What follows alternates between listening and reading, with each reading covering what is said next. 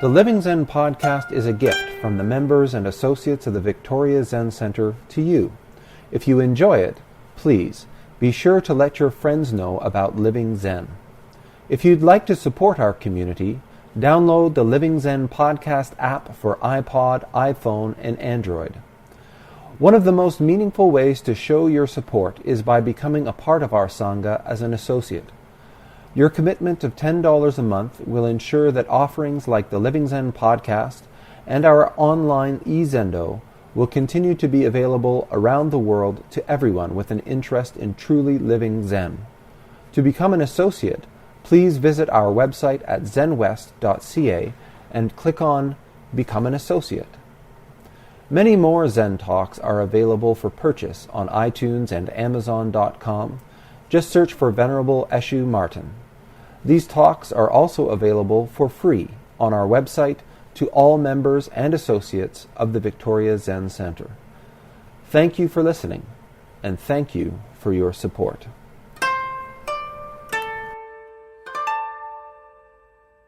I think a lot of the time, then, like, the perspective of just being really helps a lot with, like, all of the different, just in different aspects of my life. But over the past weekend, I had somebody say something really derogatory. Ugh, it was awful. Anyways, and so that was somebody I just didn't want to associate with. Mm-hmm. And when you were saying tonight in the talk that you, like, we decide who we are, and we said, oh, I don't want to associate with people like that. But, like, what do you do in that situation? Like, if somebody's, like, being awful or, like, unjust towards a group of people, mm-hmm. How do you just let that be? No. It's a great question, and it's so your question is like how do you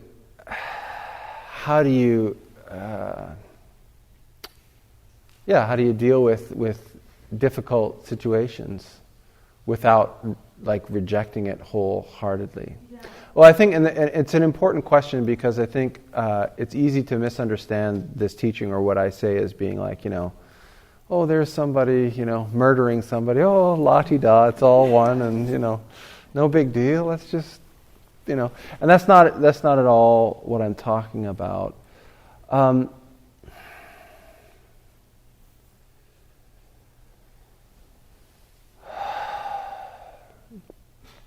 The whole thing is like we tend to slant, right? Like we tend to slant one way or the other, particularly if we're the third person in that experience. So you weren't the person being insulted or criticized, or were you? Just towards women in general. So you were. Yeah. Okay. Yeah. That's where I drew the line, right? Mm-hmm. I kind of feel like a lot of the times when I've heard this question, it's been like, oh, what do we do with the situation in Syria?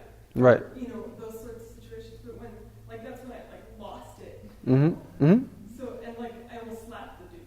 And that's, like, that was, like, unexpected for me, Mm-hmm. So, I think that's just the first time it's been so, like, such a, like, a real situation where I was like, whoa, Zen wouldn't help here. It might. But you might slap the dude. Yeah? No, I think it's interesting in a lot of ways because it's interesting to look at where we identify self. Because it's not just always like me personally. We can identify it like, I think when you're asking about something like Syria, that's where we're identifying self, where we say, okay, if these are my people, then but it's not okay there. And if it's women, that can be another place where we really strongly invest in self. And it's a separation point where we sort of say like, you can come this far and no further. And the question, I guess, to me is how, in Zen practice, the question is always like, how do you manifest? How do you manifest your true nature in this moment? This is a big koan, or a big sort of question of spiritual practice. Those kind of events are really interesting and kind of exciting when you're really engaged in Zen because, it's easy to maintain equilibrium. It's easy to be sort of like at one with everything when you're like walking through the woods and everything's like, oh, lovely, right? But how do you manifest this realization of unification with Butthead Jones, right? And what's interesting is to watch your own reaction when you come up against things that you don't like, whether that's something that, is just a passive experience, like a situation that you walk into that's kind of just uncomfortable and you sort of dissociate, oh, those people are in me, or when it's sort of pressed upon you. That's really when it's challenging, because we have these sort of comfortable boundaries that are supported by sort of society and things like that. Like people don't speak like that in mixed company kind of thing, right? So there's two questions, I think, that I want to talk about. One is, how do you respond sort of internally, and how do you respond externally? Internally, I think the practice is one of really trying to open to the whole situation, what that person's experience is, what brings them to this point. Because people aren't nasty for no reason. Like there are experiences, there's a whole lifetime that goes there. That's the compassion side. So it's recognizing that this person is not so different from me, and that the experiences that bring somebody to a place of hatred or a place of bigotry are not pleasant experiences. And so there's a side that you have to sort of be open to saying,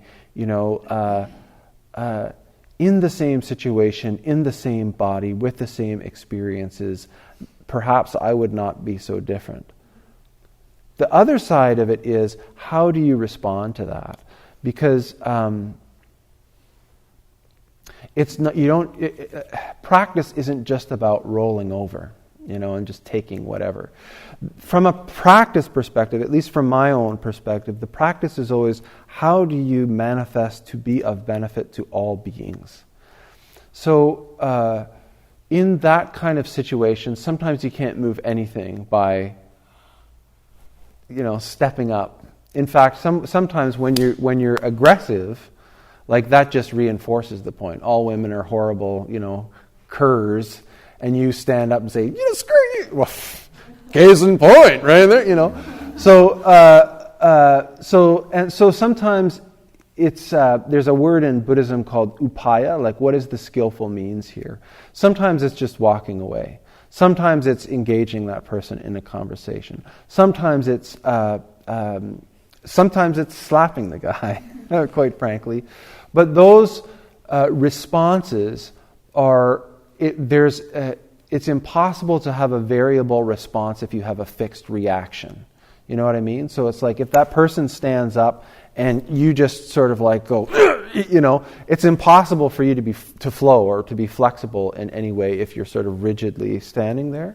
So the first step I find with difficult situations is to remember to breathe, because it's one of the first things that you notice when those kinds of things happen is you go,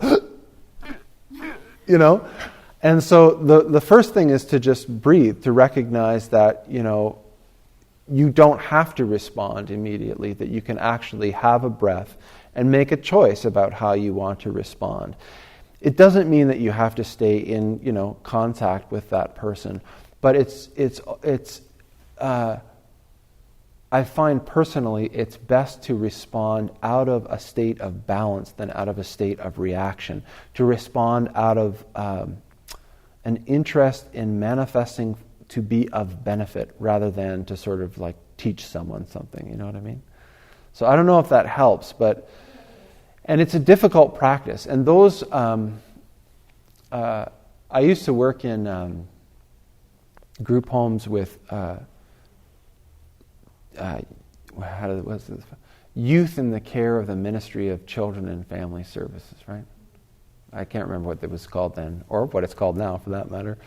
But you had this sort of household of teenagers, teenage men, teenage boys, young men, whatever, somewhere in the middle there. And so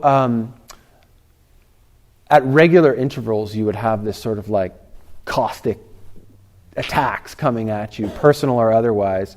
And I found it was really good practice for being able to sort of step outside of the response, step outside of the sort of like habitual response of things and actually practice. But it's hard work, and it's harder the more sort of rigidly we are fixed in who we are as people. But it's no joke, it's not easy. Yeah.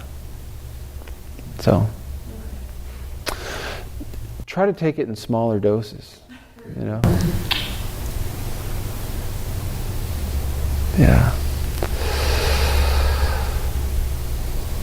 Yep. I'm wondering, how can you tell the difference between enjoying something in the moment and being attached to it or addicted to it? Like, hypothetically, if we were really into food, how would we tell the difference between enjoying food I didn't do that one.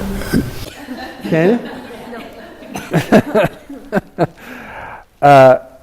Well, I mean, it's your relationship with it. It's how you respond to it. You know, it's like, is it pulling you out of your relationship with other things, right? Like, so it's like, you know, that's really interesting. You know,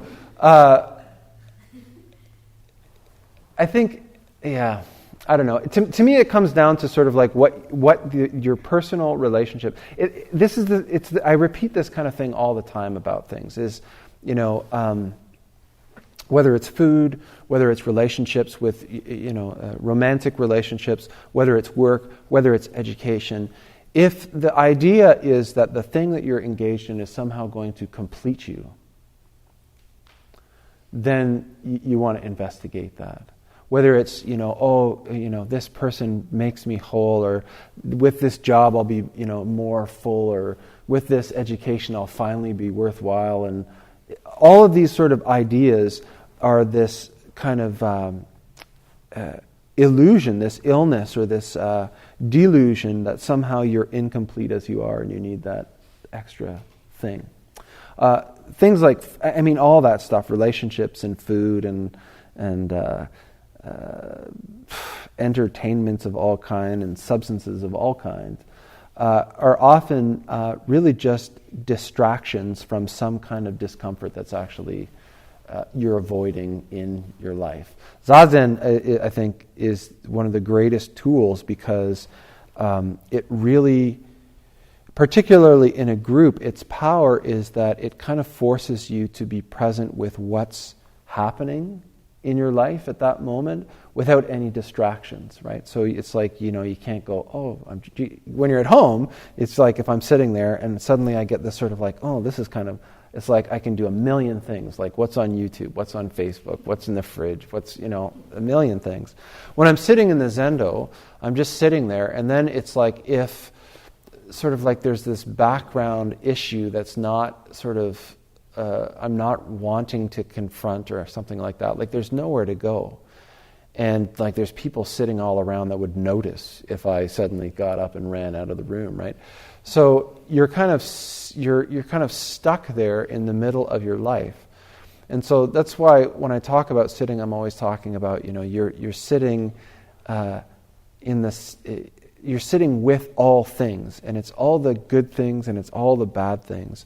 And it's a wonderful opportunity to really allow yourself to experience and look at, contemplate, consider, investigate all the difficult things as well.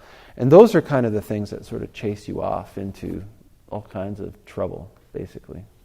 So the more you practice Zazen, the more you're able to sit and just simply be with yourself in your life. It's like you start to see these things that you avoid most of the time, and then you start to address them, you start to deal with them, so that it's not so unpleasant to actually be with yourself, by yourself, so that there's less motivation to sort of go off and do other things. It's like you can just sit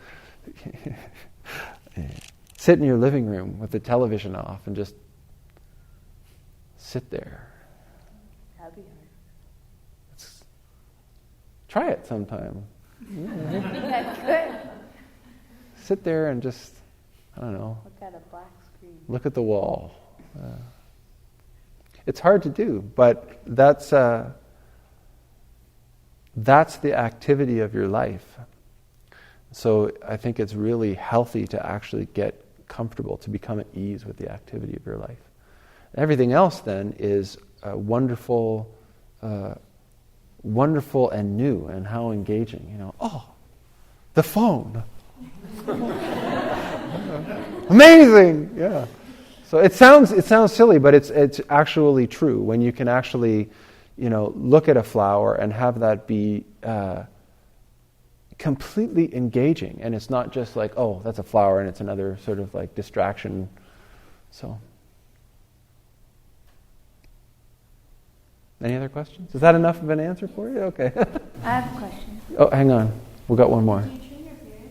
No.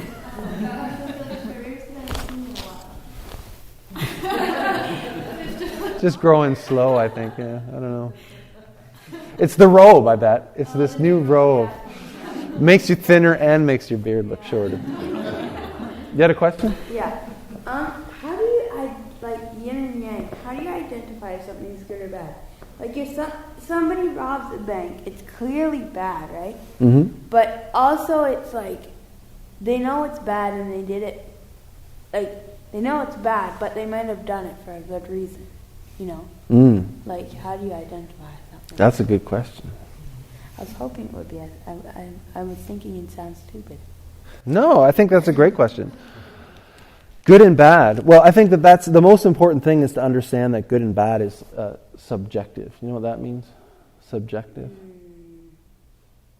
No. It means like if you have a ball and I want it and I take it from you, then if that's a good or bad thing is entirely up to us, right? Like to me, it's a good thing. I now have a ball. Yeah. And to you, it's a bad thing because you no longer have a ball. Right.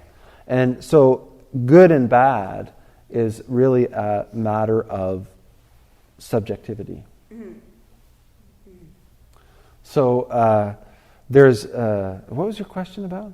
Is it how do you do it? How do you determine it? Yeah. Well, that's a good question. And so generally, the rule of thumb that I try to use is we, like what I was talking about tonight, we divide ourselves away from everything else, right? And the moment that we do that, the moment that we sort of make ourselves really like, we kind of take the world and we go, okay, here's me, and here's sort of like everything else. And when we do that, our tendency is to kind of do what more people would think is bad, because we start to say, well, what's good for me, right? Yeah. But when we actually can really look at the world as being part of it, not being totally separate from it, not being separate from it at all, then what's good, what's of benefit for me is also of benefit to everybody else. What's bad for me is also is negative for everybody else. And so when you can try to sort of see the world from that perspective, ask yourself, is this only good for me, or is this good for everybody?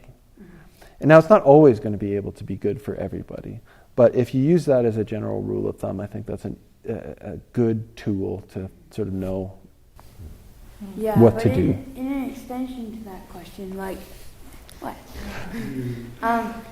Like if somebody robbed a bank, can something be like, not good or bad, sure, but like in the middle? Because like, if the police catch somebody robbing a bank, it'll be like, oh, you're a bad guy, you robbed a bank, you did something horrible.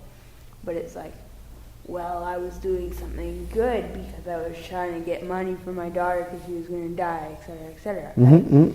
So it's like, it's nor good or bad, really. Well, or it's both good and bad, right? Yeah. And it might be entirely good, but also totally illegal. Yeah.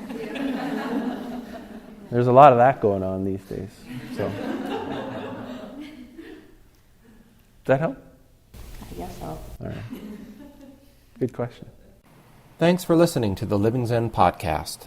If you follow Living Zen through iTunes, I would very much appreciate it if you would take a moment to let me know what you think about it by rating or reviewing the podcast, so that new listeners can also hear what you have to say. Thank you for your time and for your support.